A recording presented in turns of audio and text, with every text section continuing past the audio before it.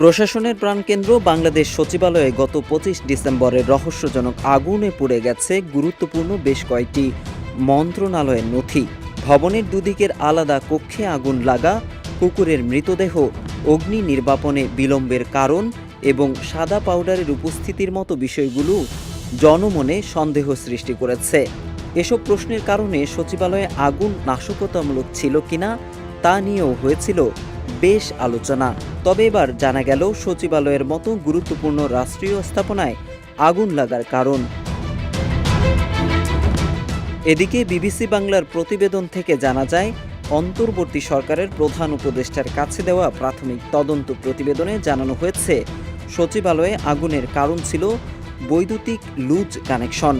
সচিবালয়ের আগুনের ঘটনা তদন্ত করে আলোচিত ৫টি প্রশ্নে কী উত্তর মিলেছে তা জানা যায় কমিটির ২ সদস্য, বুয়েটের কেমিক কৌশল এবং ইলেকট্রিক ইঞ্জিনিয়ারিং বিভাগের শিক্ষকের কাছে। সচিবালয়ে আগুন নিয়ে একটি বড় প্রশ্ন ছিল ভবনের দুদিকে ভিন্ন ভিন্ন কক্ষে কেন আগুন লেগেছিল। তবে বুয়েটের কেমিক কৌশল বিভাগের সহযোগী অধ্যাপক ডক্টর মোহাম্মদ ইয়াসির আরাফাত খান জানিয়েছেন যে এই ছবি পরবর্তী সময়ে তোলা হয়েছে।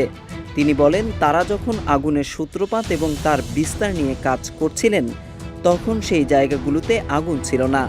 এটি আসলে পরবর্তী সময়ে রেকর্ড করা ছবি। এদিকে অগ্নিকাণ্ডের পর সচিবালয়ের ভেতরে সাদা পাউডারের উপস্থিতি নিয়ে নানা প্রশ্ন উঠেছিল। এছাড়া ছুটির দিনে রাতে আগুন লাগা নিয়ে ষড়যন্ত্র তত্ত্বও আলোচনা হয়েছে। তবে তদন্তে সিসিটিভি ফুটেজ এবং পরীক্ষাগারের ফলাফল অনুযায়ী নিশ্চিত করা হয়েছে যে এটি কোনো বিস্ফোরণ বা ইম্প্রোভাইজড এক্সপ্লোসিভ ডিভাইসের মাধ্যমে ঘটেনি।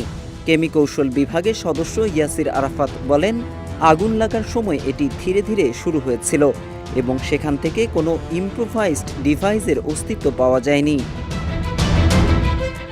সচিবালয়ের ৬ তলায় আগুন লাগার পর একটি কুকুরের মৃতদেহ উদ্ধার করা হয়।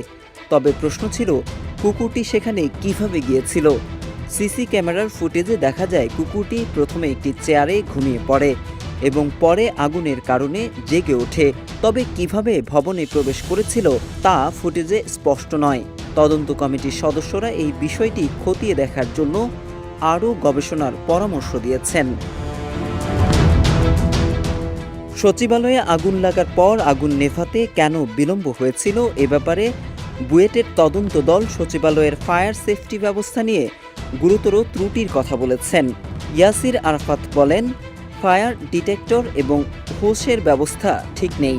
ভবনের উচ্চতা অনুযায়ী ফায়ার সার্ভিসের গাড়ি প্রথম গেটে আটকে যায়। এই সমস্যাগুলো ভবনের নিরাপত্তা ব্যবস্থায় বড় দুর্বলতা হিসেবে উঠে এসেছে বলে মনে করছেন ইয়াসির আরাফাত। সচিবালয়ের ৭ নম্বর ভবনে গুরুত্বপূর্ণ ৭টি মন্ত্রণালয়ের অফিস ছিল।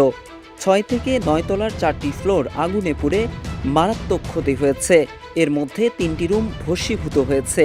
তদন্ত কমিটি জানাচ্ছে, অধিকতর তদন্তের জন্য ঘটনার আগের আরও দীর্ঘ সময়ের ফুটেজ পর্যবেক্ষণ হবে। সংগৃহীত আলামত বিদেশে পরীক্ষা হবে। এছাড়া আগুনটি বৈদ্যুতিক উৎস থেকে শুরু হয়েছিল কিনা শতভাগ নিশ্চিত হতে আরও পরীক্ষা নিরীক্ষাও করা হবে। Mohammad Saiful Islam, news desk, Ittefaq.